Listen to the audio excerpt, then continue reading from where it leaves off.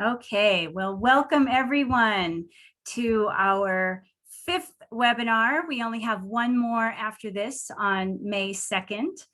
In just a few minutes after I get done with the introduction, I will be posting some links in the chat. So your sign-in link will be there. Make sure to sign in both in the chat and on the sheet if you would like renewal units. And of course, there'll be lots of other things in the chat throughout the meeting. So hello and welcome to the Montana Office of Public Instruction Indian Education for All's webinar series, Unpacking the Essential Understandings Regarding Montana Indians.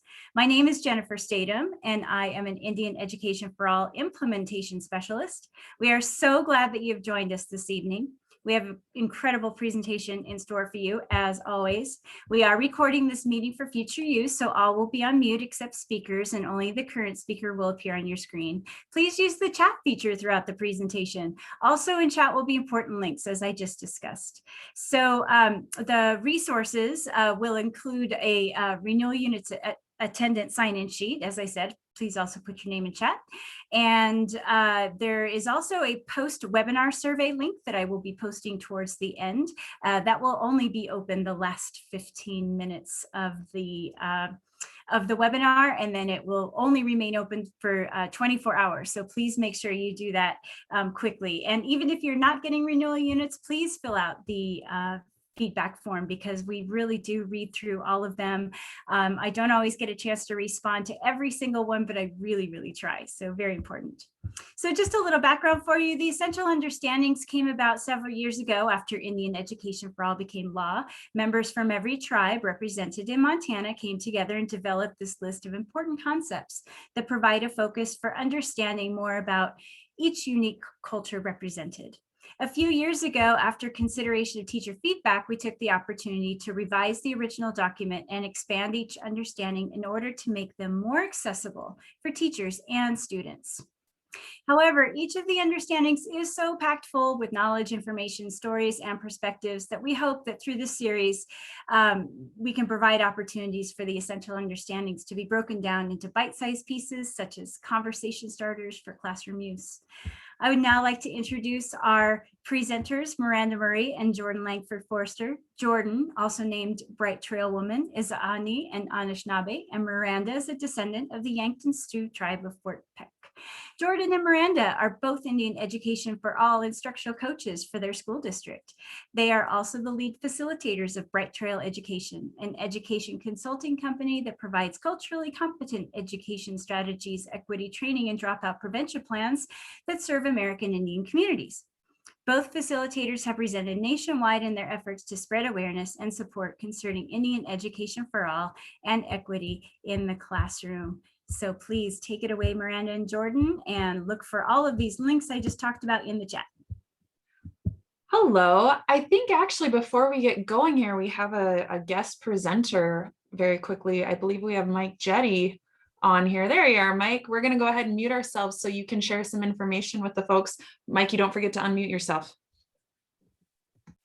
All right. Well, Hamitakiapi. Hello, my relatives. And thank you, Jordan and Miranda, for giving me a little time on the agenda here. They said they wanted me to go first because I'm an easy act to follow. And so, but I couldn't resist telling a bad joke there. But I thought I'd just share a few little things about the new social study standards. I think they're really powerful and they're going to offer up a very cool opportunity to think about ways we can integrate Indian Education for All into what we do. And for some reason, my PowerPoint's not coming up. I know it's there. I'll give it one more shot. Huh. I hate it when that happens. Well, we'll maybe try to go. Well, I could just talk about them. How's that sound? And if I can get the slides to work, I'll do it that way. I'll get the thumbs up from these guys.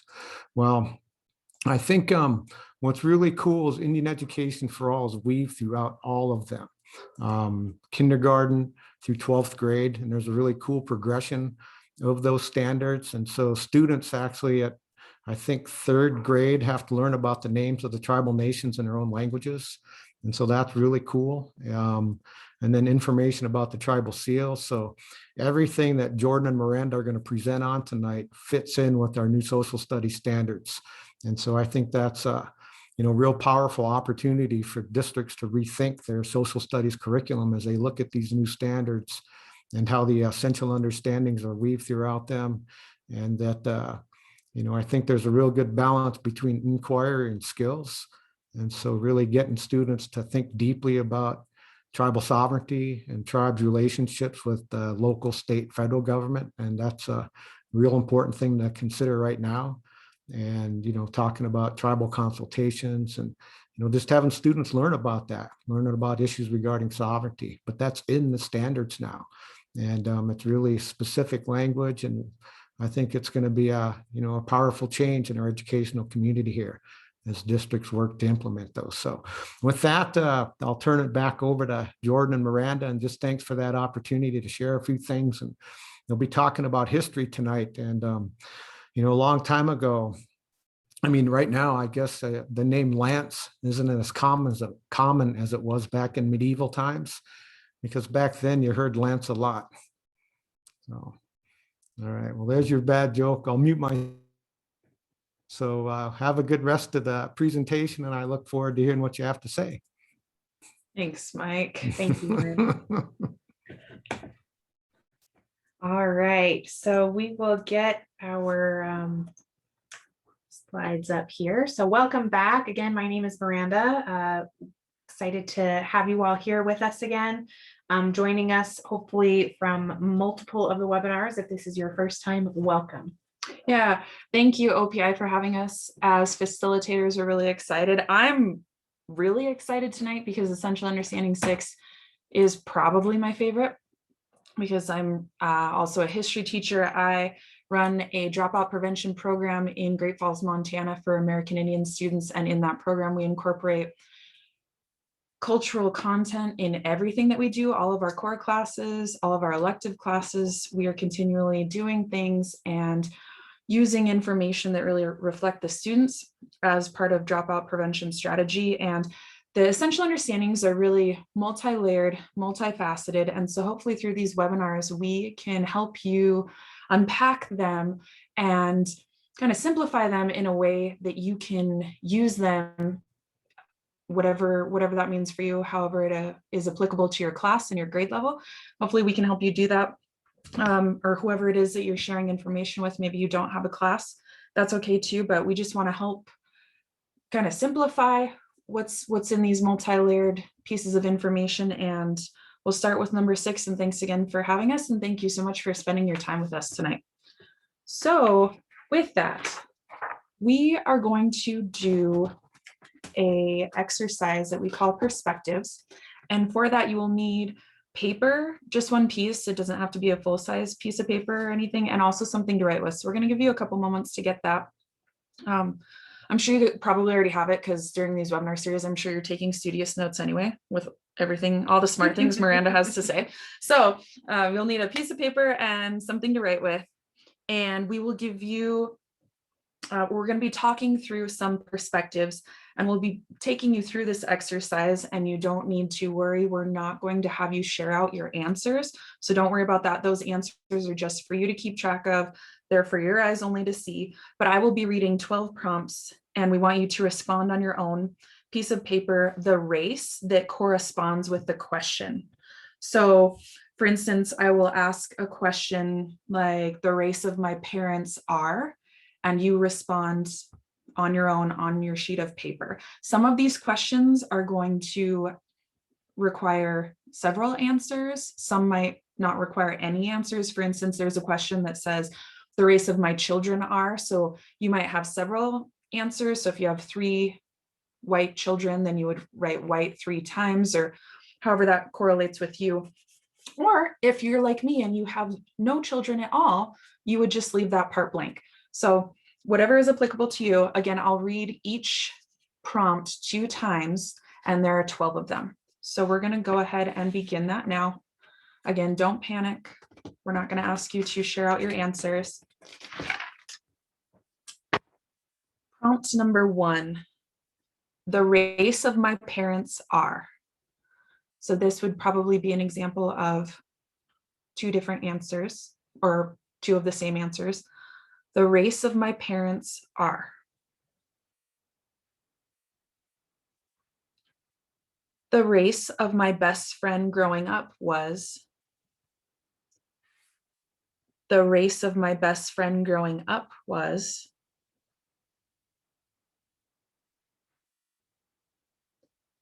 The race of my favorite teacher in elementary or high school was. The race of my favorite teacher in elementary or high school was.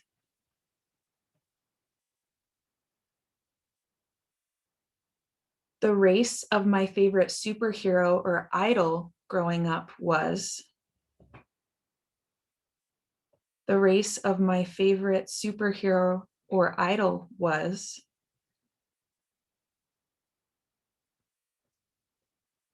The race of my spouse or significant other is.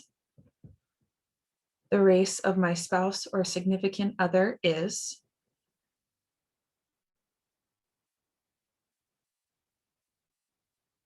The race of my children are. The race of my children are. The race of my best friend now is. The race of my best friend now is. The race of the person I consult with most at work is. The race of the person I consult with most at work is. The race of my immediate boss is. The race of my immediate boss is. The race of the author of the last book I read was. The race of the author of the last book I read was. The race of the news anchor I most frequently watch is. The race of the news anchor I most frequently watch is. And then finally, the race of the main character of the movie I last watched is. The race of the main character of the movie I last watched is.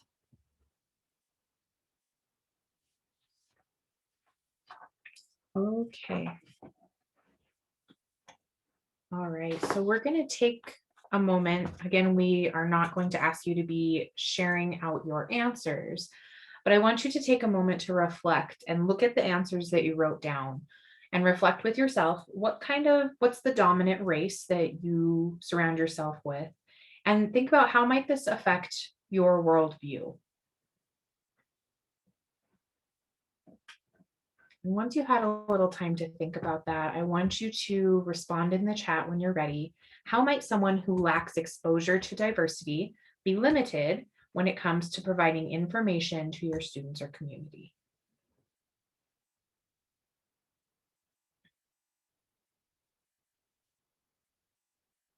Again, not needing to share out your responses, but reflecting how might someone who lacks exposure to diversity be limited when it comes to providing information to students and the community.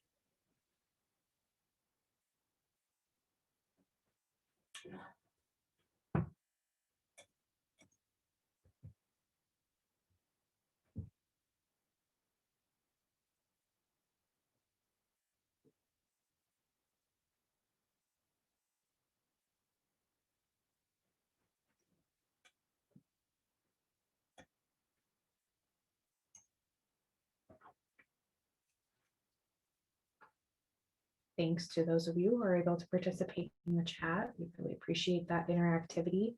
When you had a moment to do so, you can check out other people's responses and maybe glean some wisdom from some of our participants.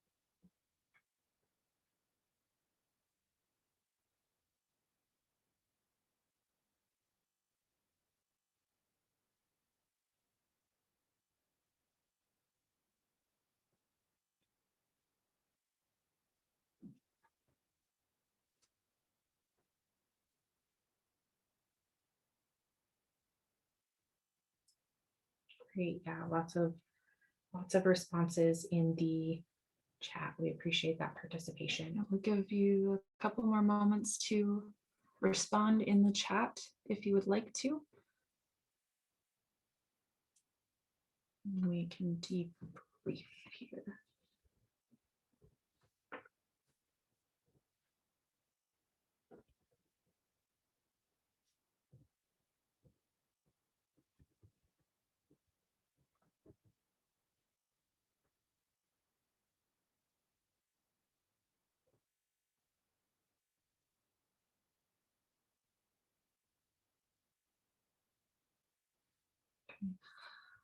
So we're seeing lots of responses that include the word limited. I saw a hearsay or false, lack of knowledge, lack of understanding. And definitely, and we are not here to blame or shame anyone if their response was predominantly white or predominantly one specific race. That's not the point of this activity. The point of this activity is just to mindfully reflect what we are exposing ourselves to and then exposing our students to, because as I saw in the responses, when you are only surrounded with a certain group of people, that's what you become comfortable with. And that's totally understandable. That's a human thing, especially in Montana. And we talk about this when we do this exercise with our educators. And actually, when we do it with educators, we have a cup and they have a corresponding bead, which is sometimes a little bit more impactful so they can see the colors of beads that are in their cup. And we get that in an area like Montana, there's not the diversity that you would see in a larger city or a different urban population. So definitely, if we did this perspectives exercise with some folks from Chicago or California, just geographically speaking, they would have access to different colors. And so it's not that anyone's doing anything wrong, but it's just really important to be mindful of what we are surrounding ourselves with.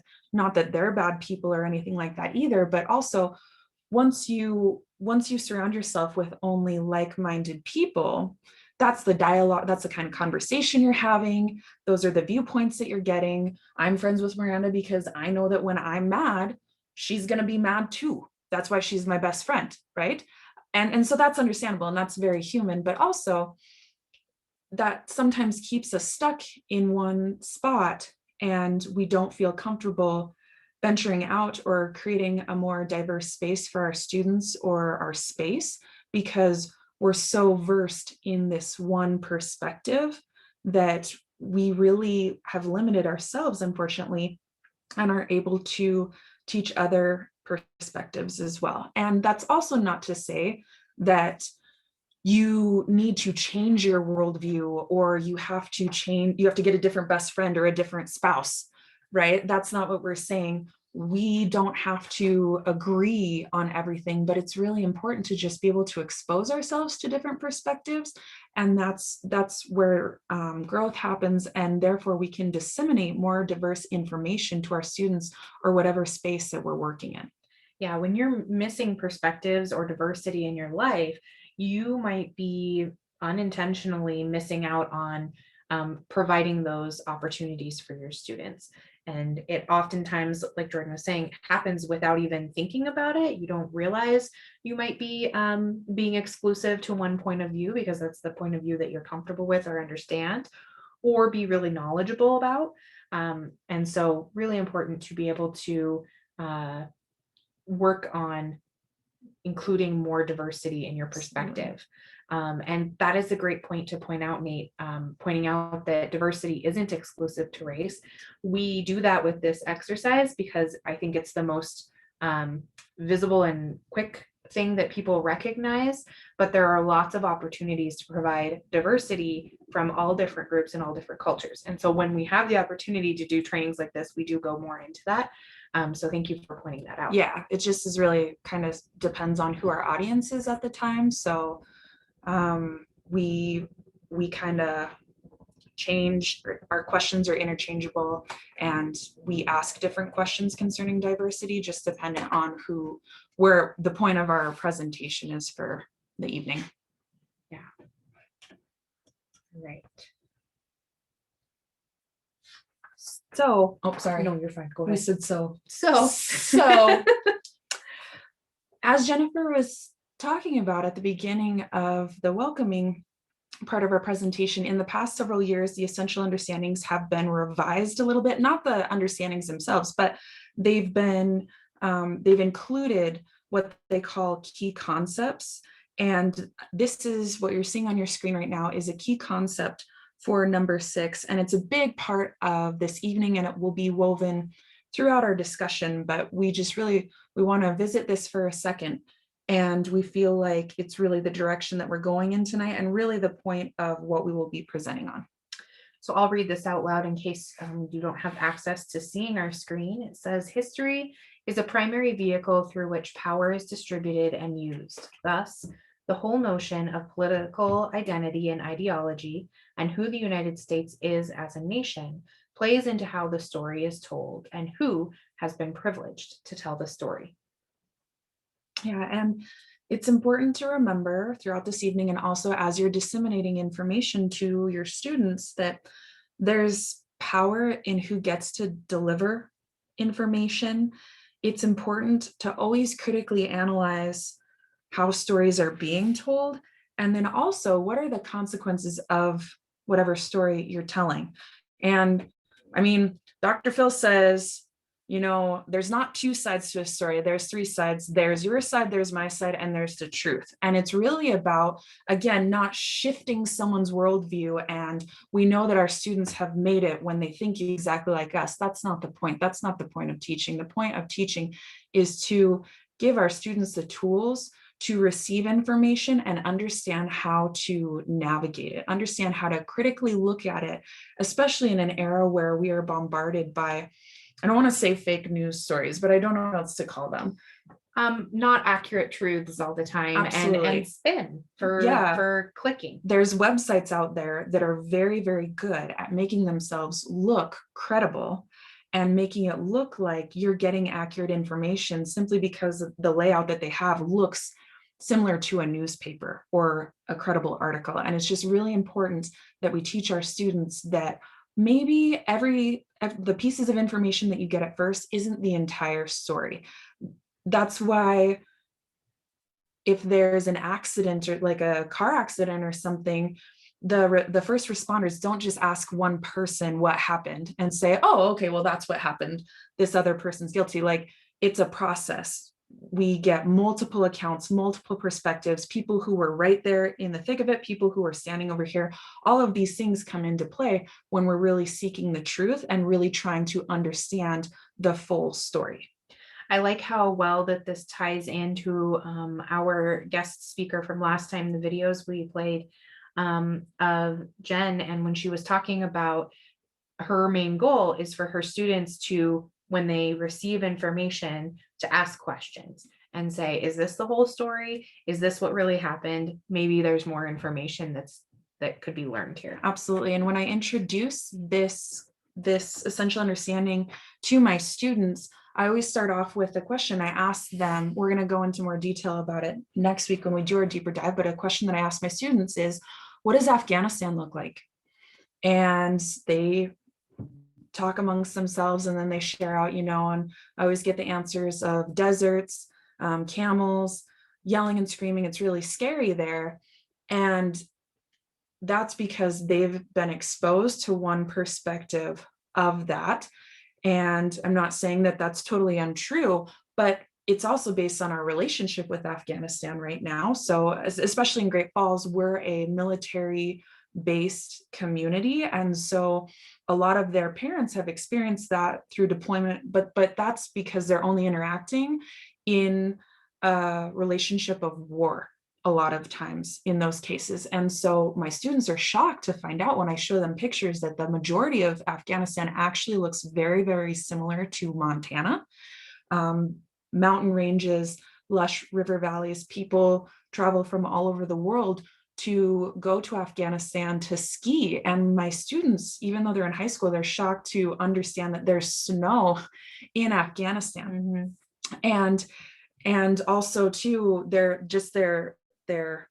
frame of reference to it, they're shocked to learn that Afghanistan is actually only the size of, similar in comparison to Texas in their minds, because of the imagery that they have seen and the only narrative that they've been exposed to. They think it's just like this vast, like you go across the ocean, it's just vast desert, Afghanistan. Exactly. Yeah. But in their defense, that's the only perspective that they have been demonstrated because of the imagery that they see on the news. And that has a lot to do with our relationship with the country as well.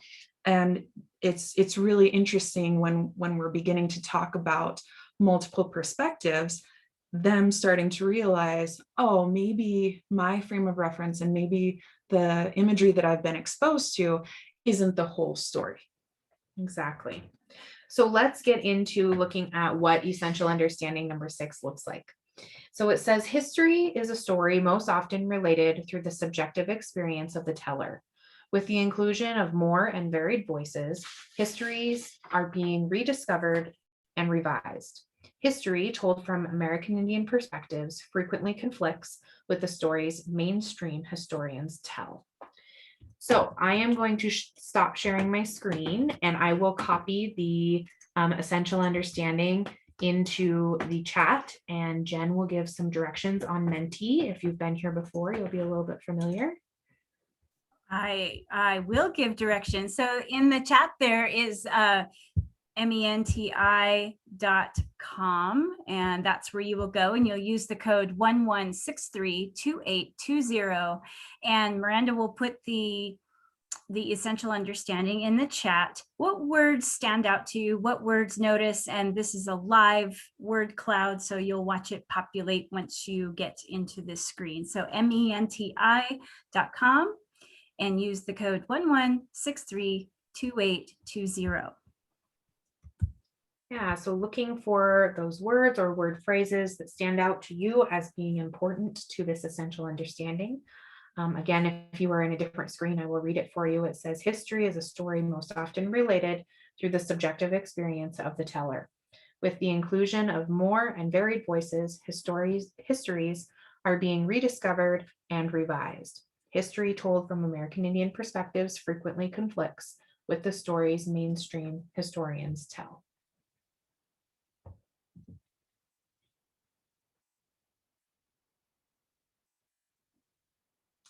We'll give everyone a little bit of time to be able to participate in that. Thank you for those of you who are able to do that. Yeah. And for those of you who haven't used Menti yet, the word that's been inputted the most are the ones that show up in the middle, and they're a little bit bigger, but that's okay. You don't have to have the same words as everybody else because we want everybody's perspectives. We're just asking words that stick out to you, maybe words that you could use to simplify essential understanding 6, words that you can introduce to your students and maybe start with this concept. On the flip side of that, if you are working directly with the essential understandings, you can also take the essential understanding to your students and have them share words or word phrases they don't understand with you so that you know where to start to bring that essential understanding to light for them. Also, if you are not able to get out of your device and use various screens, you can also answer this question in the chat. And so Miranda, and we had some folks join us after you posted the essential understanding. Could you post that again? And folks who have just joined us, we are going to menti.com, menti.com, and using the code you can see on your screen, 11632820. We're taking a look at the essential understanding, and what words do you notice here? And also, this is such a great tool because you're seeing it in real time. It is really interactive. Folks really love it. It's totally a free app. Also, I will be saving this image through the app, and I will be putting this PDF of your answers into the participant resource folder. And when we get back, I will repost all of the sign-in links and the resource folder links, etc. Thank you, Jen. So we'll give everyone just a little bit more time to be able to submit your answers. Again, as Jen said, if you're not able to switch screens, you can certainly type into the chat any of those words standing out as important to you for this essential understanding.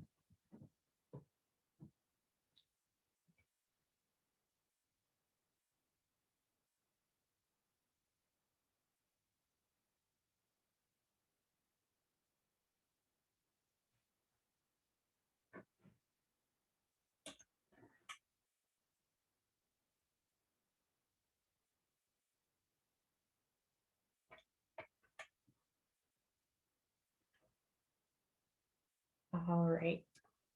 So it looks like everyone that has been able to participate has participated. Seeing a lot of great words on the screen there.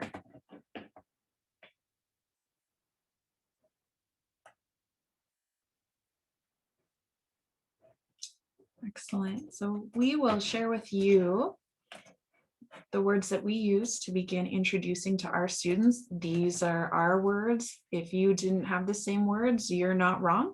You might teach a different grade level, and that's totally understandable. These are just the words that we find helpful, and it looked like a lot of folks picked subjective. So we have subjective, inclusive, varied voices, rediscovered, revised, perspectives, and mainstream. And for me, it's really important, kind of like that critical analyzing of text that students are reading or that students are exposed to, especially on the internet now.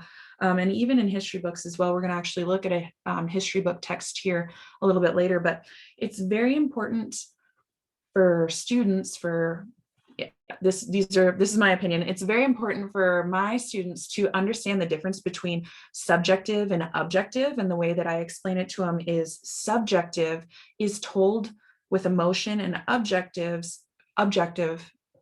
retelling of story is just simply facts. That's it. So if you're objectively looking outside, you would say something like, it's raining. If you look outside and observe that it's raining, the way you might report that is, oh, I love the rain.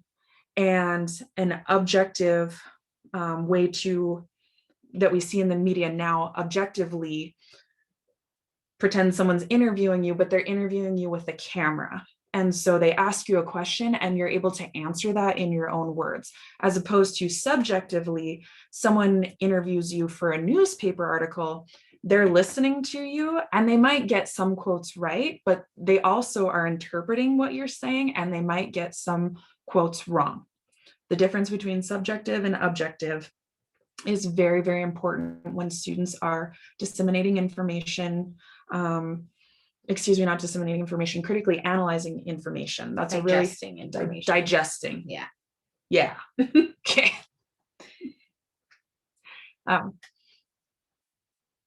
That's all I have to say about that. I really appreciate that when you guys were picking out words, you were really talking about the word inclusion in there as well, and perspectives, obviously. I think that it's something that it seems like it should be straightforward and easy to do, and something that everyone should be doing. And unfortunately, a lot of us have curriculums to follow, and the material that we're given doesn't often reflect that. And so we'll explore that in a little while. Okay, so this is a piece of our boy Columbus's diary. He was also tasked with, on his voyage, to keeping track of his voyage, yada yada, like all good explorers do, and then stuff, and then they can report it. This is a section of his reporting in his journals, and this was at first contact in the area that would eventually be called the New World. Keep in mind, it was not a new world, it was simply new to Europeans. So we're going to give you a couple of moments to read through this text, his reporting, and I've highlighted some things that jump out at me, but also if you could respond in the chat, anything that jumps out at you. If I don't have it highlighted, it's really important, but just respond in the chat things about the people that he's noticing, things that he's reporting about them. He's obviously just observing, but he's reporting these things, unfortunately, as fact. And we're going to talk about that here in a second, but just read through this text and we'll give you a couple moments to do so. And please respond in the chat how he's reporting factual information about the people he's observing.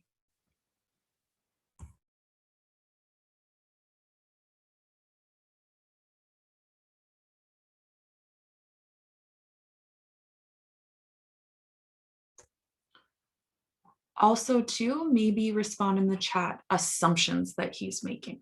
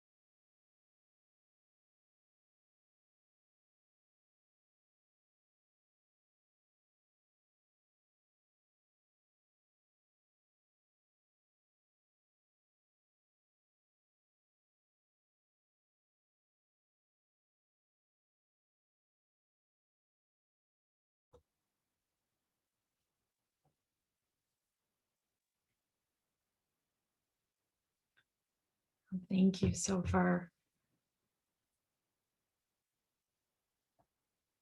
Great responses and reflections in the chat. Thanks for participating.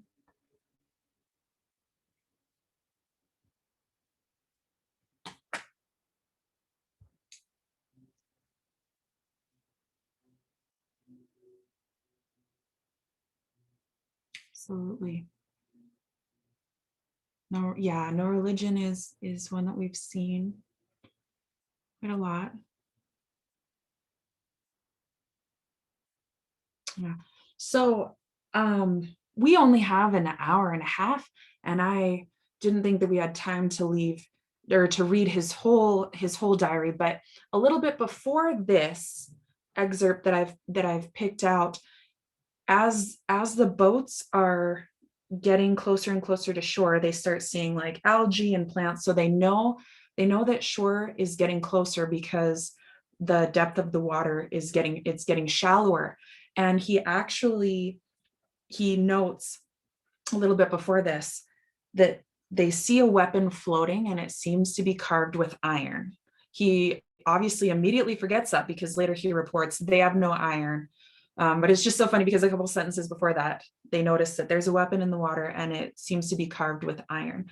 And something that a lot of you have pointed out is he's saying no weapons, no weapons. They're ignorant. They cut themselves on our swords because they started touching them.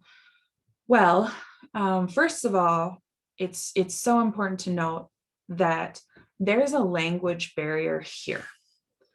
He is making they're very much assumptions. He's making these assumptions based on only what he's seeing, what he's observing, because he cannot articulately communicate with this group of people yet.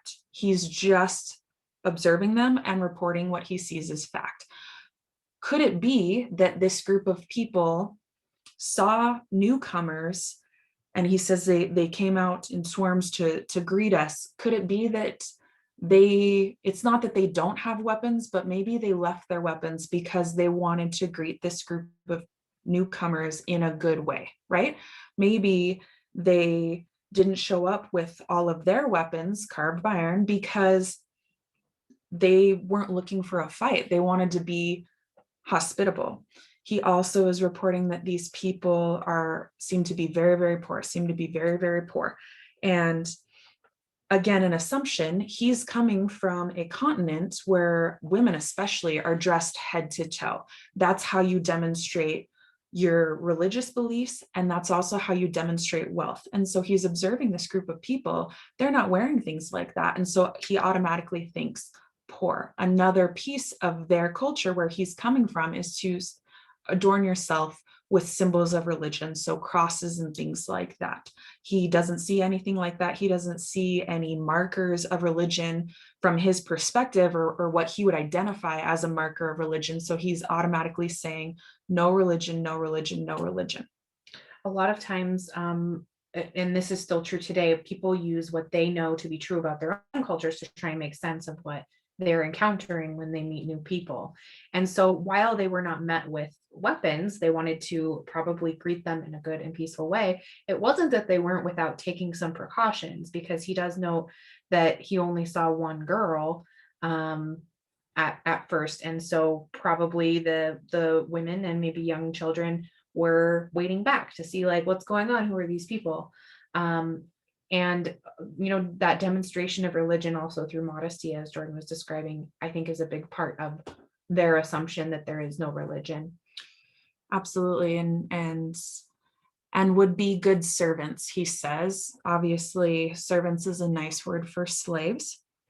But as we discussed before, all texts, all documentation has consequences. Keeps saying no religion, no religion, no religion. And as we move forward, we're going to see the trickle down effects of that. And so, for instance, consequences of assuming a group of people has no religion. Do we see that trickle down effect in the push during the boarding school era? This forced assimilation and forced conversion to Christianity, because without that, everybody knows that if they didn't do that with the children, American Indian people had no concept of religion, right? There's always a trickle down effect. And a lot of these writings, a lot of the things that he's reporting, and unfortunately he's reporting it to the king and queen as fact, we see the very real consequences of that still today.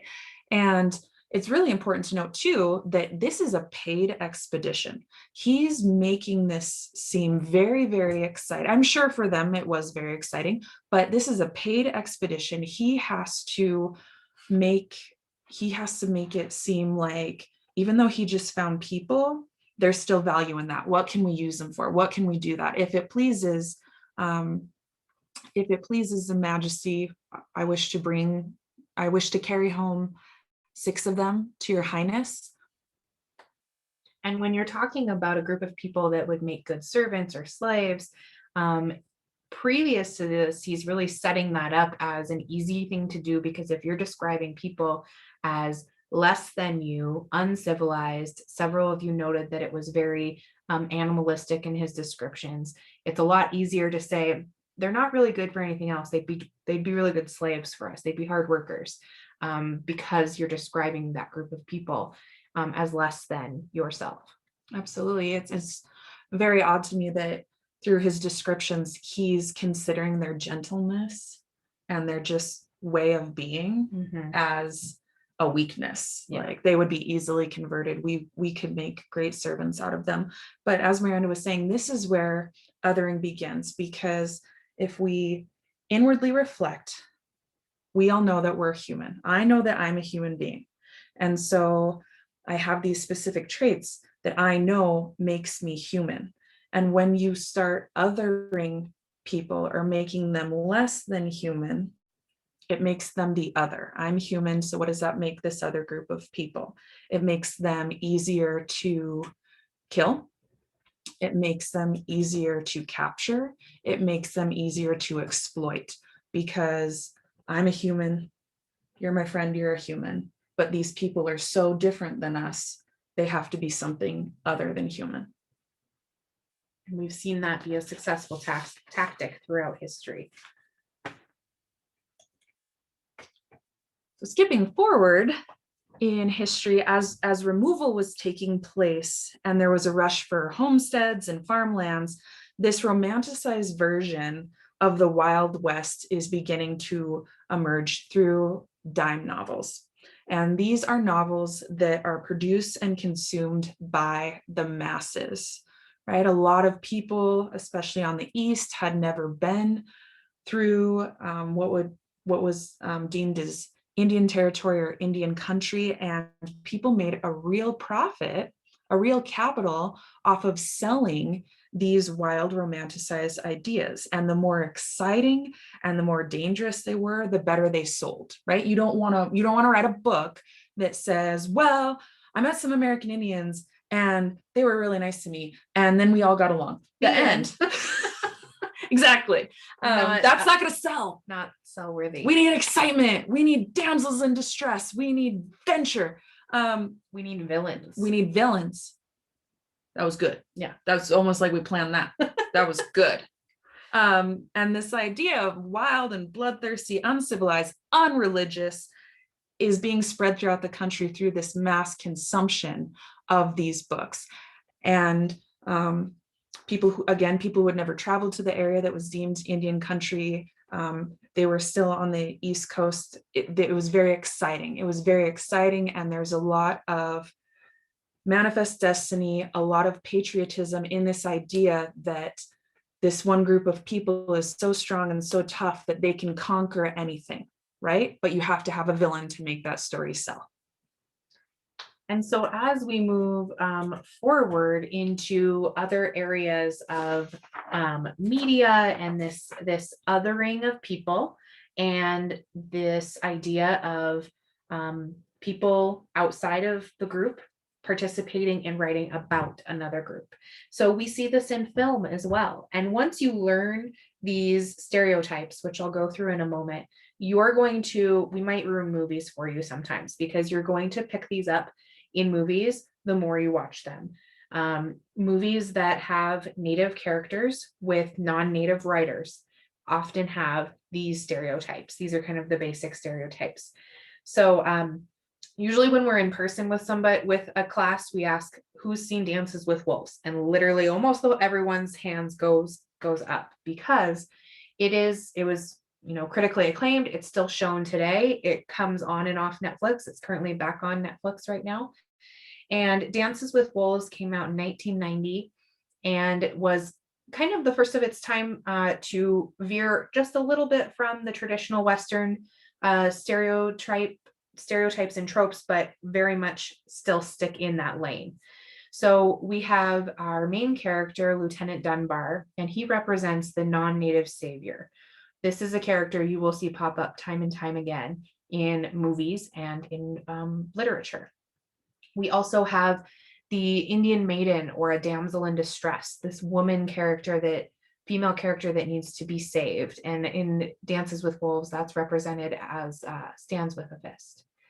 We also have what's considered the noble savage, the kind of befriends the non-Native savior usually, is very stoic and few words, and really trying to take in everything around them, very serious. And in this film, that would be Kicking Bird.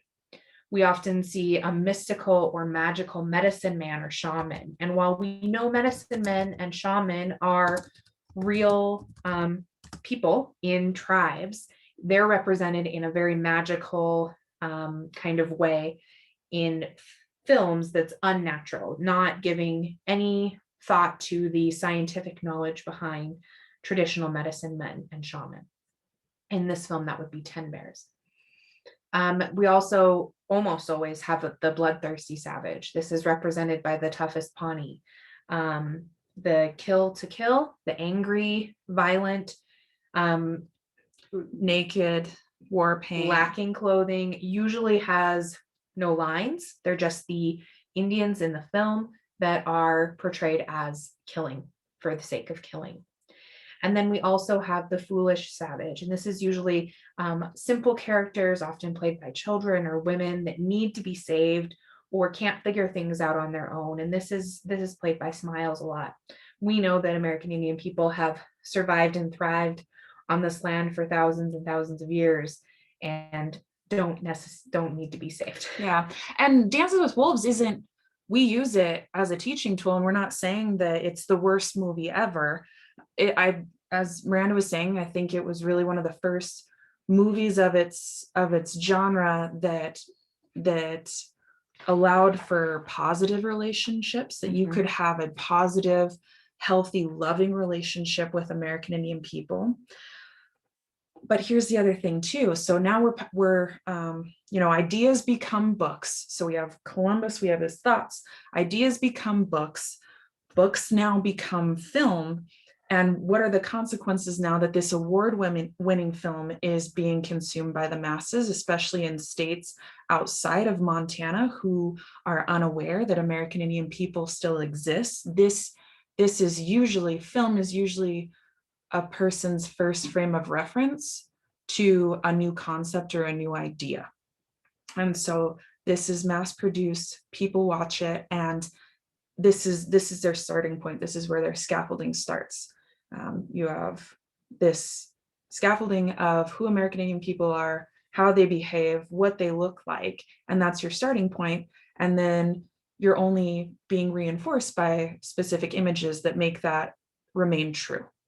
And always being able to tie in other essential understandings. When you're only seeing representation of Native people historically, you're not aware that culture is alive and well. So unless a person is walking down the street with their stereotype, maybe braids or feathers, then we have a whole group of people that don't acknowledge that our American Indian people exist. Which brings us to our old friends. So if you weren't able to join us for the first webinar for Essential Understanding 1 and 2, we demonstrated a Google image search, in which we Google image searched different racial groups in the United States. We started with white Americans, Black Americans, Asian Americans, Hispanic Americans, and then finally we Googled Native Americans, and this is the images that pop up. And these, if you weren't able to join us, we discussed that this was the only group that is in black and white. It's still a consequence and this narrative of a conquered group that really only existed in the past. And so even if you get on the internet, this is the images that you are bombarded with. This is what you think, and that has real consequences for our students as well. Everyone, it has consequences for everyone, because then you get this narrative of one of my students says, well, I'm Native, and they say, well, you don't look Native, because our society unfortunately is still bombarded with this stereotypical imagery or stereotypical markers of what Natives should look like if they're Native. So long hair, braids, feathers, things like that. And people don't even realize that these photos are also staged photos. Absolutely. All right, so we will have a poll coming up on your screen here in a moment. And this poll is asking, what phrase do historians apply to the period of time before written records? So your choices are, there are dinosaurs everywhere, run. I need more oomph. Run. There's dinosaurs everywhere, run. Okay.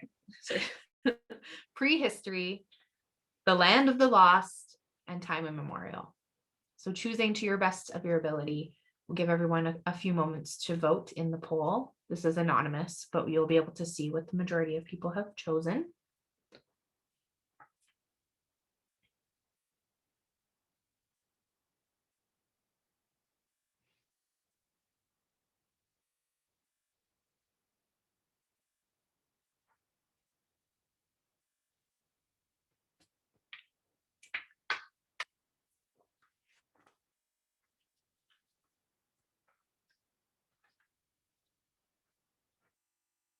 about 20 more seconds.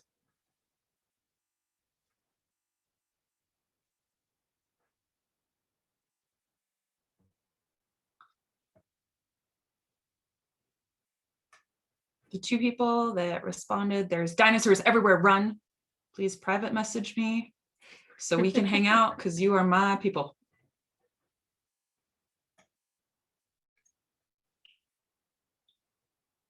All right, so we'll go ahead and end that polling, and you can see there that 66% of you have chosen prehistory as your answer. That is the correct answer.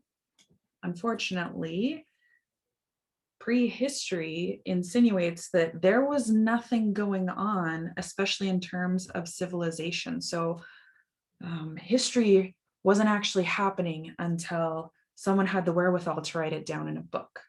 That really discredits the sovereignty. It really discredits the inherent scientific knowledge that American Indian people had, because just because they weren't writing it down doesn't mean that it didn't exist. The reason that they weren't writing it down was because they had a social hierarchy. They had people in their communities that had a very specific job to be the keepers of certain stories. That doesn't mean that one person was in charge of all of the stories, all of the how-to stories or anything like that, but they had specific people who had how-to stories, how to hunt, how to gather, how to do these things, how to make these things. They had histories of the tribe with other people. They had those lessons or those moral stories with other people. Those were the keepers of the stories. And so just because it wasn't written down in this, what Westerners would say, a scholarly text, that doesn't mean that civilization didn't exist. It didn't mean that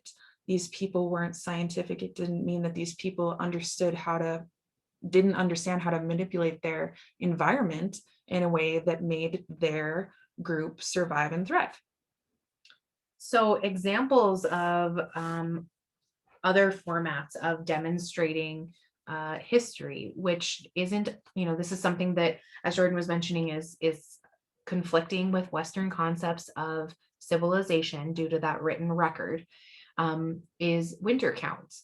And so we have oral tradition, which we know as being very accurate and very precious and transferred from person to person with intention, in a way that I would say is probably more accurate than many written texts, because when you write it down, you don't think about it again, you don't have to remember it. And there's so much intention with having the responsibility of passing that knowledge down, that I would say that oral histories are very accurate and responsible ways of sharing that information. So these are 2 winter counts that we have on display at our school. The one on the that doesn't help left. The one on the left is displayed in our Native American Resource Library. The one on the right is student made, and every year we have a student winter count, first snowfall, so essentially a year's time. We come up with a symbol on our own that describes that year. And I just really think it's important for the audience to know that the one on the right, if you look, there's like a red symbol, that's a graduation cap. If you look directly next to it, there's a person with a crazy hair. And if we zoomed in, they have like crazy eyes and they're yelling. I just want everyone to know that that was our year of the crazy mother. For whatever reason, we had moms coming in and just yelling and like causing a scene at our school. And that's what the students picked to represent that school year. And I just really want everyone to know that. Multiple occasions enough that it was recorded as a year's time. It needed its own symbol. The story of that year. I always look forward to when the students get to add to this, because it really is student led. So we're really leaving it up to these students to decide the way to represent their year. If you look down where the world is and it has those spikes around it, that is to represent 2020. That is the year of the pandemic. And so that is the COVID spikes in the world. And I just think it's really amazing every time students add to this and then get to practice. They have to teach younger students coming into the school, because there's more than 4 years worth of history here. They have to teach younger students coming into school what those past symbols mean. And then as they go forward, deciding together what those new symbols mean. So really awesome opportunity our students have at our school. Yeah. And then this next slide, we do similar things with our students. We either do it on like cardstock or rawhide. They can have their own winter count. They can create the story of their life. If when working with our American Indian students, we give them, or any students, they have the opportunity to either create their own symbols that's meaningful for them. But then also if we're using what's considered traditional symbols, we take them off of the Smithsonian resources because we don't want them to make up a symbol and appropriate in a way that they're like, oh, that's a tribal symbol because of its simple outline or stencil. We want them to be intentional. We want them to actually know what they're saying. We also, when we have the opportunity to have students research, they can research tribally specific symbols. And that is a really cool thing to see. Sometimes we have the opportunity to have guest speakers come in and share their traditional knowledge with what those symbols represent and how they can be used. I also think it's a really great opportunity when you're talking about in terms of IFA and giving students the opportunity to insert their own sense of identity. This is something that we've talked about a lot anytime we're doing something that is art related, to be careful of appropriation. We're not trying to copy other cultures' ideas and imagery, but we can learn about their practices and insert our own senses of identity. So when students have the opportunity to represent their own pictures and symbols and come up with their own meanings, they really do have a sense of ownership in having to come up with those symbols and being able to explain that and really understanding what it means to symbolize something. Sometimes that's hard to take abstract ideas and bring them down to a concrete symbol. But we also adjust it because a lot of our kids haven't been alive for very long, so they don't necessarily do it by year, but they might reflect on their entire year and have a symbol per month, or they might go back and add to it. It could be an ongoing project throughout the year where each month you add a new symbol, and that can be an ongoing reflection of students' understanding of time and their understanding of winter counts. So because this is being recorded and we can't show you this video, we don't have ownership to it, I'm going to copy a link. Let me stop share here. I'm going to copy a link into the chat. And thank you for letting us know you're back in the chat. As We will assume the rest of them are playing hooky. we'll give everyone a couple of moments to resume back into the presentation.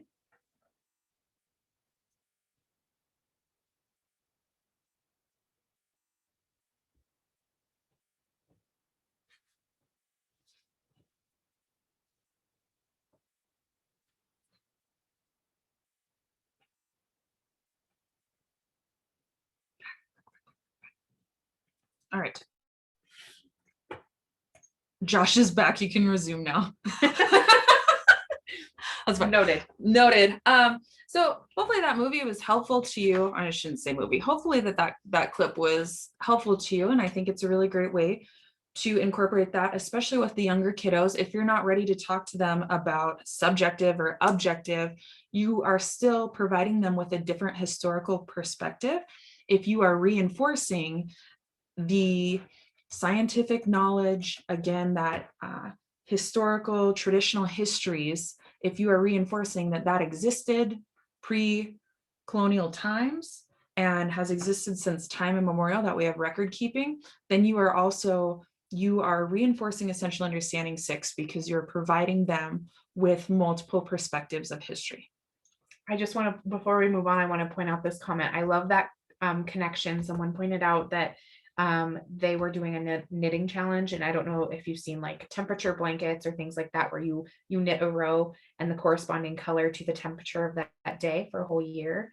And I like the idea of giving students contemporary examples from different groups of people that really bring together, because we're we're very focused on diversity, and that is an important aspect, but it's always great to bring back those connections of how we as humans are similar and do things similarly for different purposes.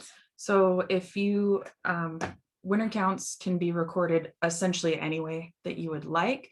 It's very, very common that you would start from the time that you were recording and go out. You are the opposite. So I'm going to the right. Start in the middle, go to the right. Right? I don't know how to explain this. Yeah. Or also left. Clockwise, following Yes. the sun is what the purpose is. I could have for said that for the instead of direction. doing my sign language. Where were you at? I Why didn't don't you know. respond to that? Whatever. Sorry. Okay. All right, so we will move on to this next activity. So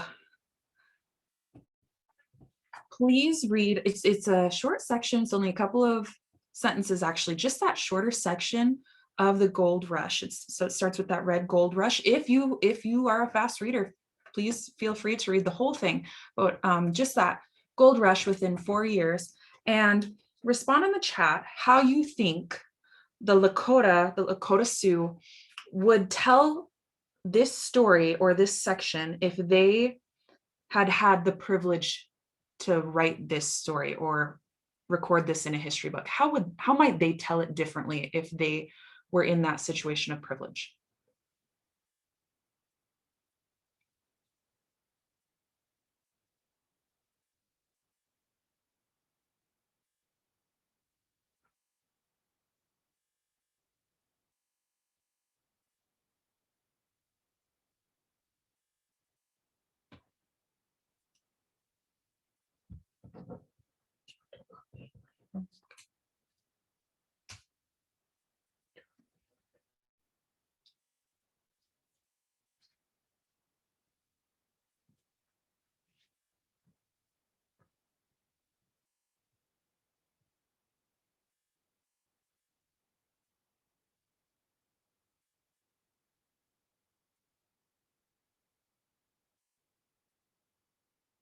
Great connections being made in the chat. Thank you for participating in that.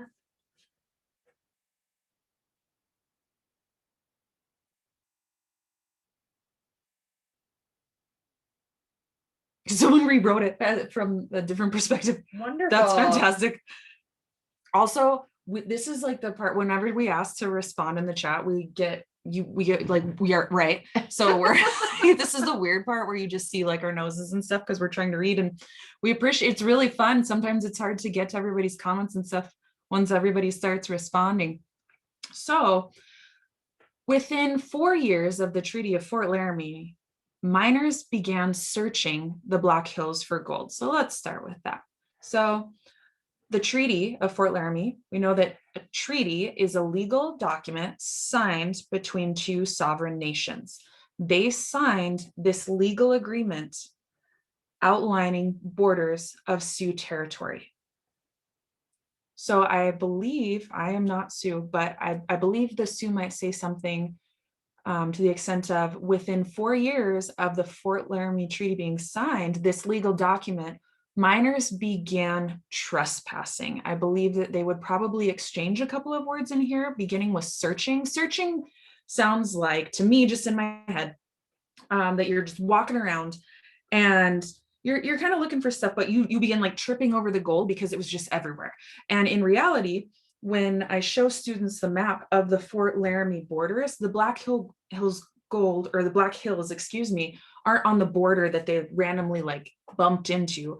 The Black Hills, after when that treaty was signed, is in the center of Sioux territory. So it wasn't an accident. It wasn't like, oh, we were just looking around for like cool birds and stuff. Someone and we also found pointed some out gold. that it's a verb that means ongoing. Like this, they were searching. It wasn't that they just like fell on it and there's like some gold, like Jordan said. They were actively looking. It was coming up. Absolutely. And this legal issue with the Black Hills is still tied up in court today because of this. So they violated a legal document that was signed. They trespassed. Do you think that they left the gold there, or do you think that they took it with them? So that's actually theft. Mm-hmm. And gold, I'm assuming, is expensive. So it's probably like felony level theft, right? Yes. Not a misdemeanor. That's going on Not- your record. They was Okay. breaking the law. Okay. And then, yeah, a couple of people mentioned too, Red Cloud Spotted Tail, another Sioux chief, vainly appealed again to government officials, essentially to no avail. That word vainly is, as someone pointed out, very charged language, because it insinuates that it was silly that they even tried.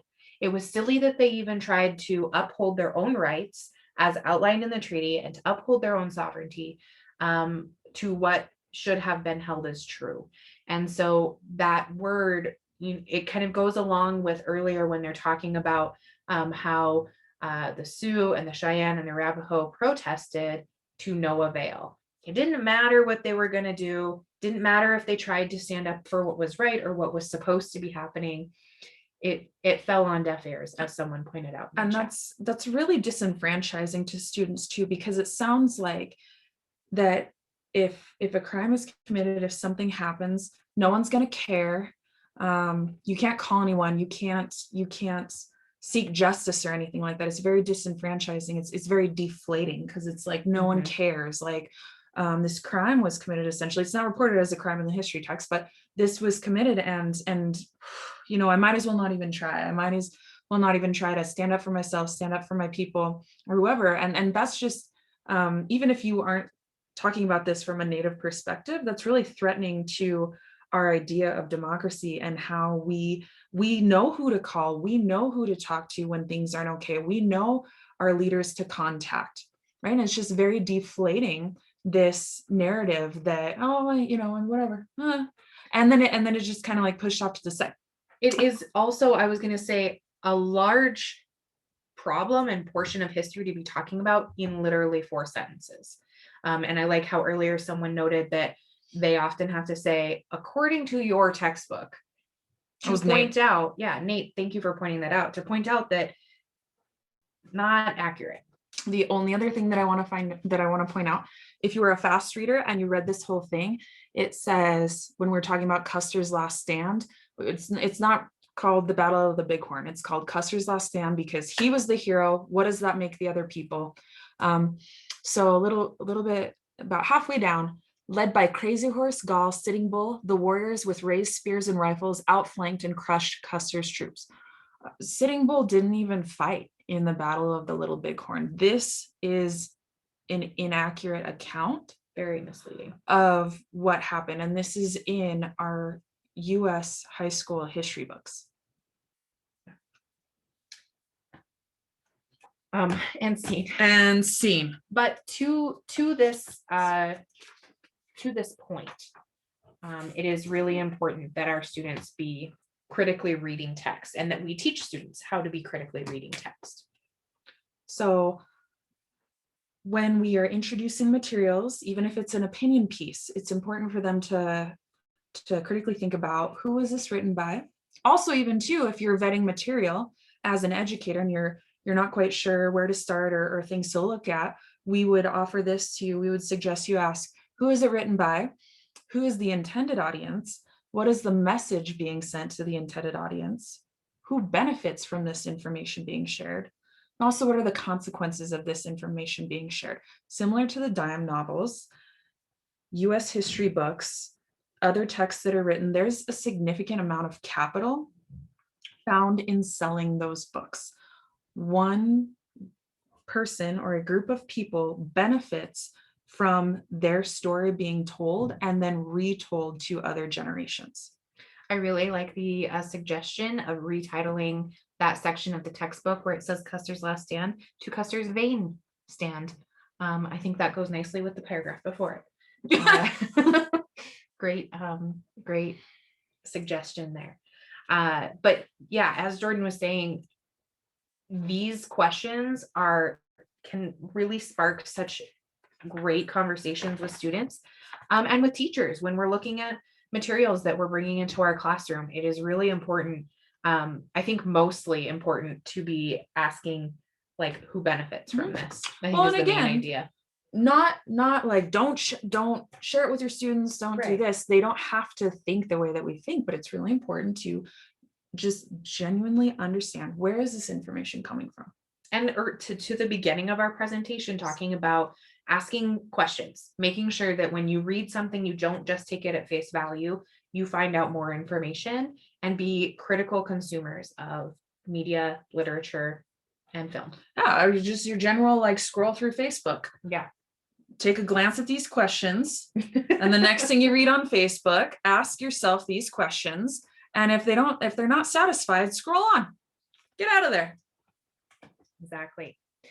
All right. So I want to share with you a couple of resources that we have. They are linked in your resource folder, the participants look here folder for essential understanding number 6. And when you're looking at literature material for essential understanding number 6, it's really a great idea. And we'll talk about this more in the deeper dive if you are able to join us for that next week. It's really good to be able to provide firsthand accounts using primary source documents, using information that provides varied perspectives. And that might mean doing side-by-side comparison. That might mean when you're teaching from the history book, if that's what you have to do, providing other encounters, providing other documentations and primary source documents to be able to look at a more comparative example of history. So we have Every Day is a Good Day by Wilma Mankiller here. And we have Lewis and Clark Among the Indians. And we have Indian Country Today. We've mentioned Indian Country Today several times as a great resource for contemporary issues concerning American Indian people. It's a great news source, and they have new things on there every day. You can have students do current events, for example, from that resource. But as Nate said, what's not in your textbook is just as important as what is there. So providing that supplementary material and information is very important. Should we write a textbook? Seems like a lot of work, but we could try. I just thought of that. Not today. No, not today. We got stuff to do today. I was just like, hey, wait, what about us? Yeah. Okay, sorry. Go on. Sorry. Elementary resources to that same idea is providing examples of Native perspectives on that same topic that might be written from the non-Native perspective. So we have some books here. We have Crazy Horse's Vision. Anytime you're including firsthand accounts from Native people, I was just thinking, oh, that schlook right here. This is a great book. I will add this to your resource list. It's called Native American Testimony, and it is first person perspectives, which you can look up in the back based on topic. But providing that firsthand account for comparison is a great idea. So we have Crazy Horse's Vision here, Custer's Last Battle by Paul Goebel, which is Red Hawk's account of the Battle of Little Bighorn. And then these two books at the bottom, Shishi Echo and Shinshi's Canoe, are boarding school perspectives, talking about that experience from the perspective of Native people. So our closing question for tonight is, please respond in the chat if you would like to participate. What is one thing you can do immediately to diversify the perspectives and information your students are exposed to?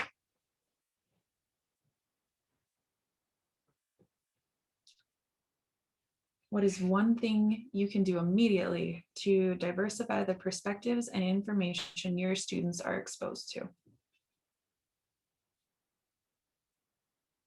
can also think back to how we started this evening, thinking about the perspectives and information you yourself are exposed to.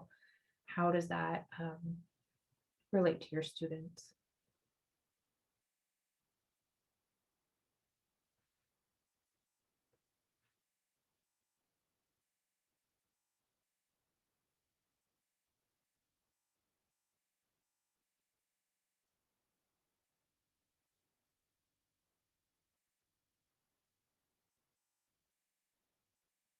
Asking clarifying questions.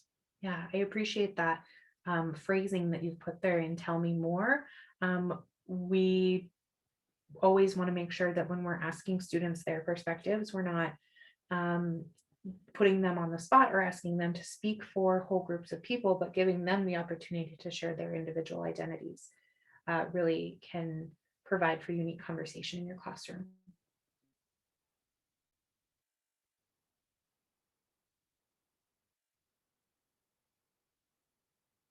Definitely. And if you're asking yourself that too, it's not that you have to change your worldview entirely, but if you would like to expose yourself to different perspectives, it might be as simple as watching a different news outlet that you don't normally watch. And it's not to change your opinion on anything, but if you want to have understanding dialogue and conversations with people, it's really important to know where they're coming from. Another suggestion would be maybe listen to a podcast from someone that you wouldn't normally listen to. Yeah, inviting diverse voices into your classroom, especially when as we're moving towards being able to have guests in our classroom again, and working towards that kind of normalized part of our classroom. I'm certainly looking forward to having the opportunity to be able to do that, and taking students out, providing them with more diverse experiences, not just having to relate to the classroom.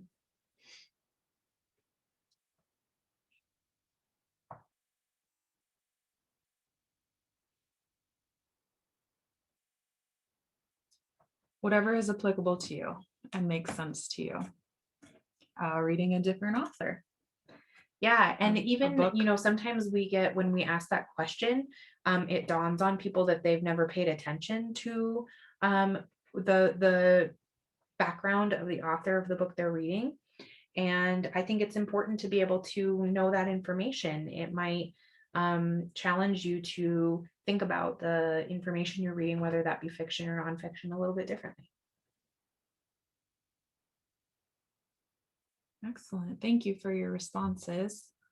All right, well, we're going to wrap up for tonight. So we just want to say thank you again for spending your Wednesday night with us. And thank you so much for your participation in the chat. We always love reading your responses. I think that Jennifer might have some closing instructions for everyone, but thank you again. And hopefully we can see you next week for our deeper dive. And if not, we'll see you for our last webinar series.